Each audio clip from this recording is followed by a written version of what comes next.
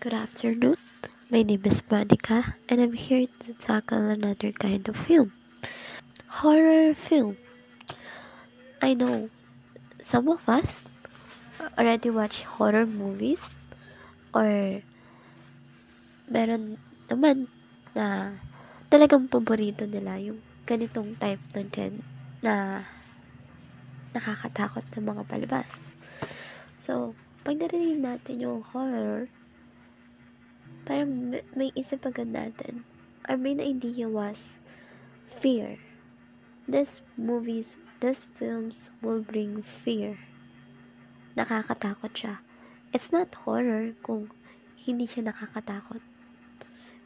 It's like its main goal was to create feelings of fear and tension. They use thrilling, suspense scene. At saka, to bring that fear, gumagamit sila ng mga music, lightning, sets, para makadagdag dun sa effect na nakakatakot.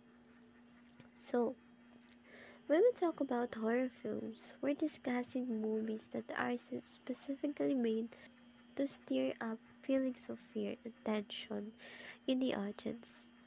These films use various techniques like human mimicking, sound effects, low-key lighting, and creepy visuals to pull viewers into a suspenseful. Baka familiar kayo sa The Ring, The Grudge, Shutter, Ouija board, Halimaw sa Banga, at Pungsoy. Ayan yung ilan sa mga popular examples. Sa ibang bansa yung The Ring, The Grudge, at saka sa Shutter. Tayo naman, meron tayong Halimaw sa Banga, at saka Pungsoy. May Ouija board din tayo.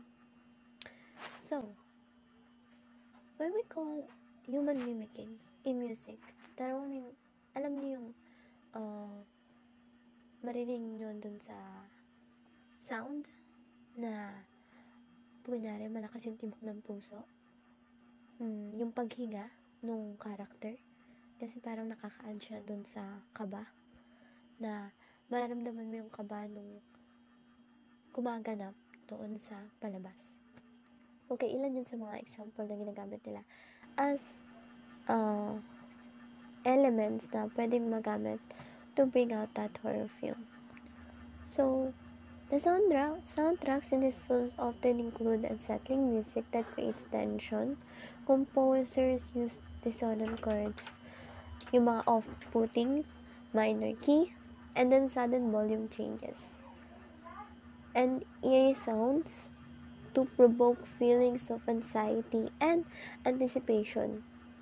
At saka yung mga sound effects nga na ginagaya yung kung paano matakot ang isang tao, such as pulsing heartbeats, slow to heavy breathing, creates that tension and thrilling atmosphere. So let's go to low-key lighting. Low-key lighting, this technique uses high contrast and deep shadows to create a sense of mystery and fear by keeping large parts of the screen in darkness.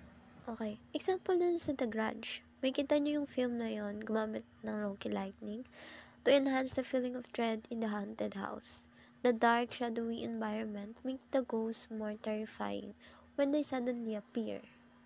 Parang nabibigla kapag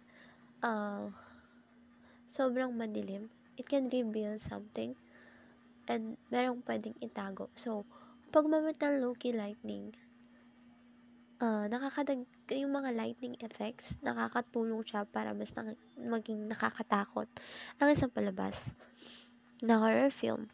So, set naman, ayun yung mga man-made places, mga film studios kung saan ginagawa yung palabas. Horror films often set in isolated locations, cabins, forests, mountains, deserts, and abandoned buildings.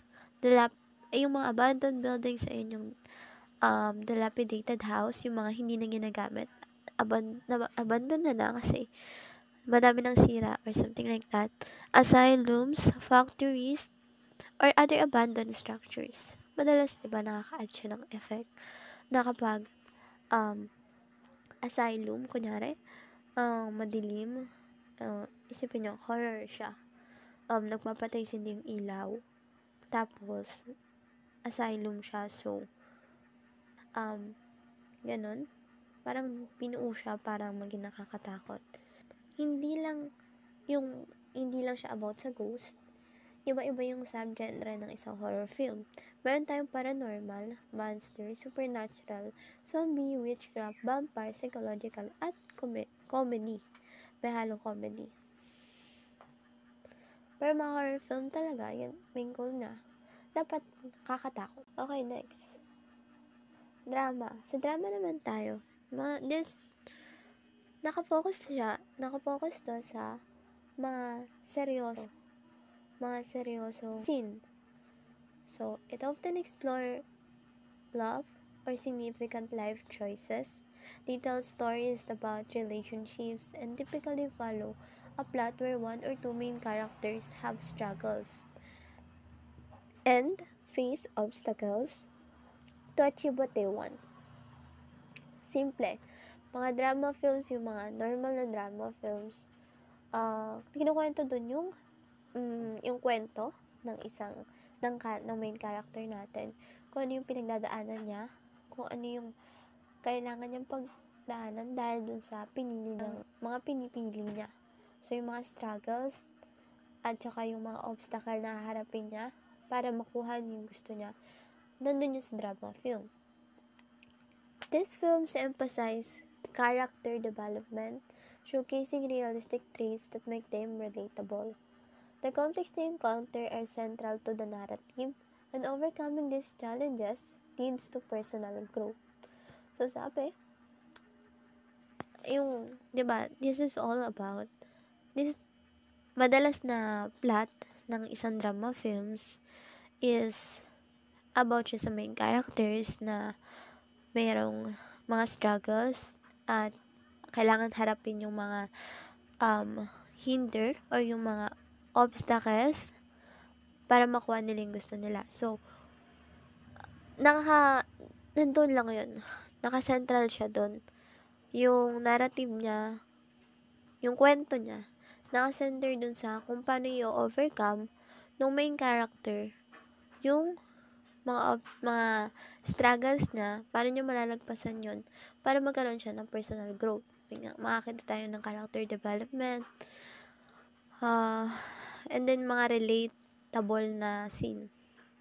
Example dito is yung A Walk to Remember, Wang Jini, Mila, Abakada Ina, and Bata Bata Paano Ka Ginawa. Ilan to sa mga sikat talaga. I can tell you na si Mila, The Mila, yung movie nung 2001. So, dito yun sa atin sa Pilipinas. This is a film based on the life story of Anita Pamintuan na namatay na pinaglalaban yung habang may parang problema yung mga teachers doon sa hindi patas na pagsweldo sa kanila.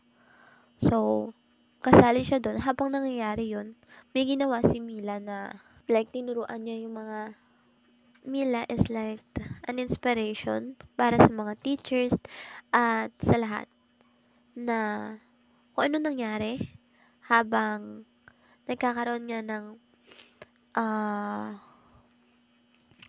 pagwawelga yung mga teacher noon dahil sa hindi maayos na pagpapasweldo sa kanila and compensation. Isa siya sa mga natanggal, pero may ginawa siya doon na tiyak na nakaka-inspire. So, may kita mo doon yung paghihirap niya. Next is, eto na lang. Summary ng Mila. So, Mila participate in hunger strike. After got dismissed, she never stopped being a teacher. Not in the classroom, but teaching and guiding street children. She became an inspiration for teachers and for everyone. Next is Abakada Ina. Abakada Ina is simply about a mother who can't read, hindi nakatapos ang pag-aaral. So, from that plot, makikita nyo na may struggles dun sa main character. Hindi siya educated. Mahirap siya and hindi siya educated. May kukwento dun kung ano yung struggles ng struggle sa main character. Main character dito is si Stella. Next is Bata-Bata, Paano Ka Ginawa? Noong 1998 naman to. It's about Leia, who is a women's rights advocate. And meron siyang dalawang children, pero magkaiba yung tatay. So, from that, makikita natin na may struggle doon. Next. Okay, another one. Buddy movies. These films are about two protagonists, often of the same sex, who embark on an adventure together while forming a close friendship. The core of these films revolves around one hero needing to save the other, and both characters facing and overcoming various obstacles along the way. So, parang siyang adventure na may blend ng friendship. Minsan comedy siya na may emotional moments. It showcases the deep bond between the characters. Their interactions can lead to humorous misunderstanding, adding to the overall charm of the narrative. The protagonists usually come from a different backgrounds or possess a contrasting personalities, which often results in comedic situations and character growth as they learn to understand each other. Minsan, hindi sila nagkakasundo sa una, and then makikita natin na mabubuo yung friendship kasi they have the same goal.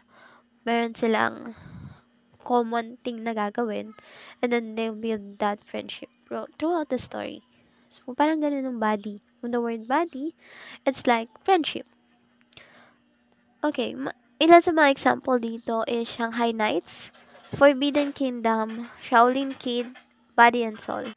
And that's all po. Thank you for listening. Next reporter, please.